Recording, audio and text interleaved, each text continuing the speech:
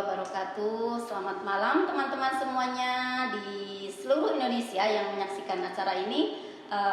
Pada malam hari ini saya bersama dengan Bu Astati dari PKBM Bestari Jombang. Nah, beliau ini jauh-jauh dari Jombang sengaja datang ke Malang, tentu dengan satu tujuan.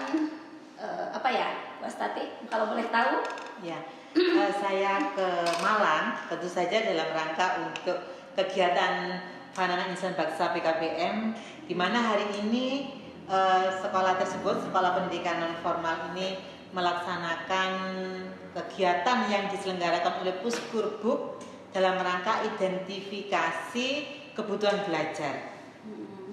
Nah, setelah tadi sudah seharian dengan kegiatan identifikasi tadi, menurut Bu Astati apa yang menarik dari acara tadi? Semuanya menarik. Menariknya begini Bu Titin ya. Memang sejak saya melihat semua kegiatan yang di VIP ini ya, VIP itu Fanana Insan Baksa itu, saya ingin tahu banyak. Tahu itu bukan untuk saya gunakan sekedar tahu, tapi karena saya kan juga penyelenggara PKBM ya. Apa yang dikerjakan oleh VIP ini saya juga ingin meniru, dalam artian bisa melakukan perbaikan-perbaikan dalam pengelolaan PKBM. Dan tadi mulai saya masuk di VIP ini, saya sudah melihat bagaimana pengelolaan sarana prasarana yang hubungannya dengan kebun palen itu ya. Itu saya melihat banyak sekali hal-hal yang sekecil-kecilnya itu ternyata ada wawasannya, ada ilmunya, ada pengetahuannya. Karena itu saya eman kalau ini saya biarkan begitu saja, sehingga saya rekam. Dan kebetulan saya minta tolong Bu Titin tadi kan merekam. Itu saya gunakan sebagai nanti rujukan saya ketika saya lupa, saya bisa lihat rekaman ini bagaimana, dan bisa saya share kepada pendidik kami yang ada di PKBM Bestari. Iya. Kalau Bu Astati memandang kami sebagai lembaga gitu ya, kemudian jenengan belajar bersama, istilahnya bukan hanya jenengan belajar ke kami juga sama-sama belajar. Kira-kira hal-hal positif apa yang nanti akan diterapkan di lembaga jenengan sendiri? Ya. Pertama saya lihat seperti pengelolaan kebun talen sini ya, semuanya ada. Itu yang saya tertarik.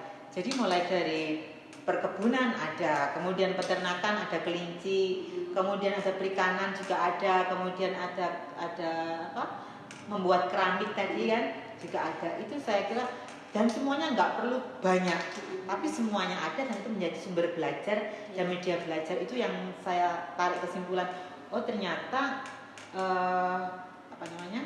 pengelolaan sarana prasarana itu yang penting itu ada semuanya, dan itu sudah bisa mewakili semua sumber belajar yang ada di VIP. Ada juga selain itu kan juga ada ya, ada yang mungkin saya belum tahu karena tadi Puskurbuk juga kaget. Oh ternyata masih ada, misalnya bidang usaha pengelolaan lebah itu kan juga banyak ya. Tadi ada lebah, ada batik, ada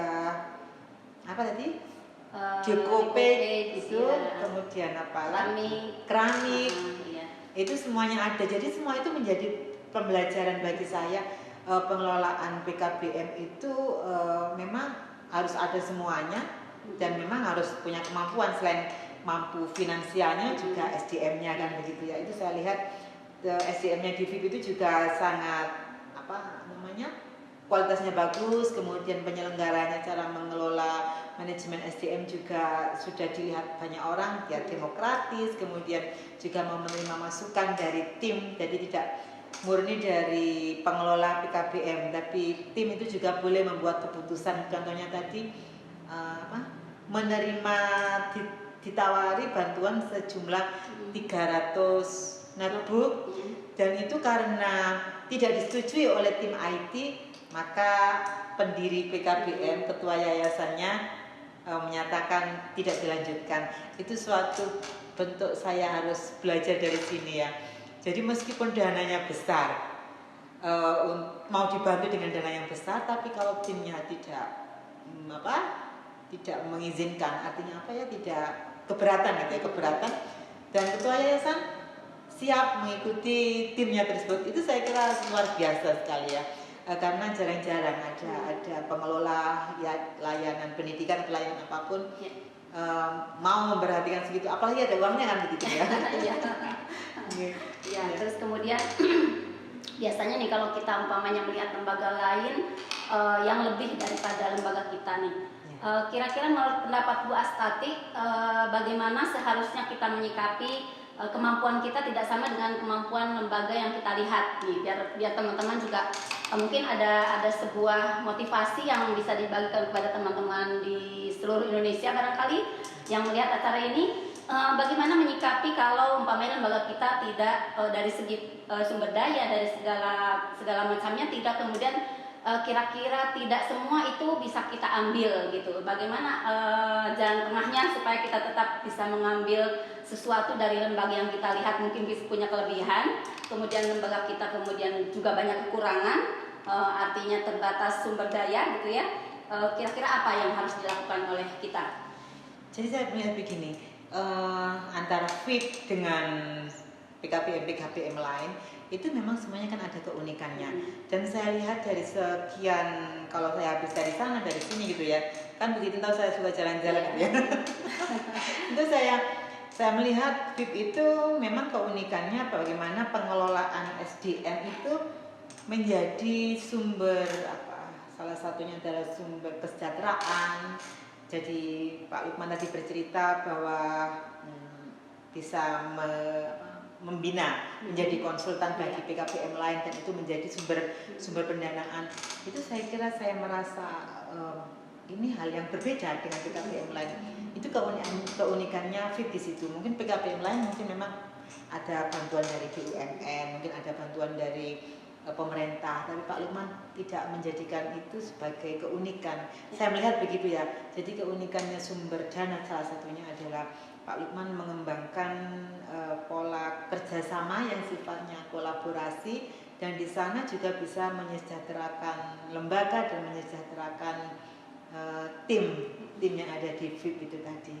Jadi saya kira nggak ada mana yang kekurangan, mana yang kelebihan. Jadi saya melihat memang itu ada keunikan masing-masing, dan kita patut belajar dari sana. Saya melihat begitu. Mungkin artinya kita bisa memberikan motivasi kepada teman-teman yang lain, barangkali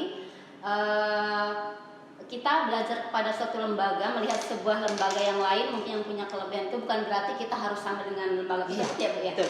Berarti kita sesuaikan dengan kemampuan kita, dan mungkin kita di situ justru berpikir kreatif bagaimana mengaplikasikan dari lembaga yang kita lihat disesuaikan dengan kemampuan kita gitu ya Bu ya. Iya betul betul. Saya lihat seperti itu. Betul.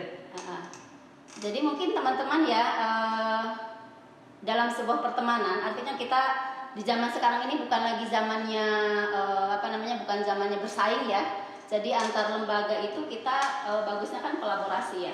Jadi apa yang bisa kita kerjasamakan dengan antar lembaga itu, ya itulah yang kita lakukan supaya kita sama-sama maju, tidak ada lagi persaingan antar lembaga gitu ya. Yang ada adalah kolaborasi, karena memang zaman sekarang ini adalah zamannya kolaborasi begitu ya.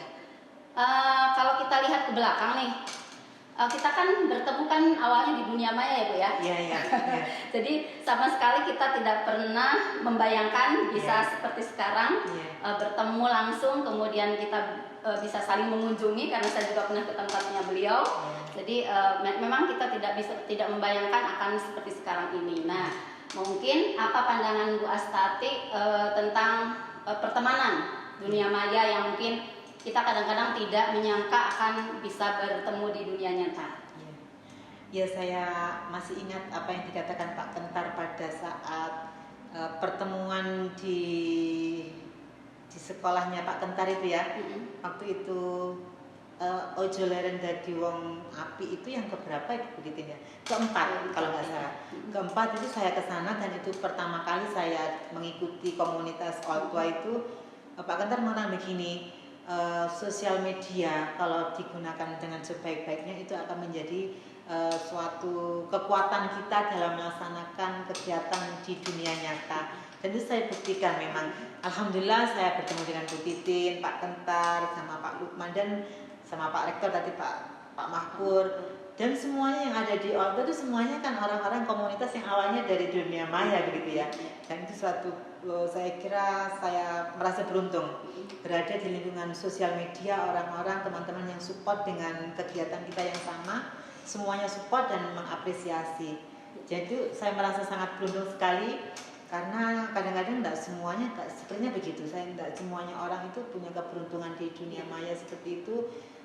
Teman saya ada satu yang mengatakan begini, Bu, jenengan termasuk orang yang beruntung karena berada di lingkungan teman-teman sosial media yang mensupport dan mengapresiasi apa yang jenengan lakukan. Itu ada yang mengatakan begitu. Dan sekarang memang terbukti di dunia maya, awalnya kita di dunia maya dan menjadi kenyataan di dunia nyata, menjadi pertemanan yang baik dan persaudaraan.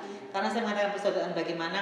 Karena Bu Titin juga waktu ada kegiatan kemarin resepsi putra pertama Bu Titin itu, saya juga bisa datang ke sini. Saya kira karena kita sudah merasa lebih dekat dari kata sahabat ya Bu Titin ya.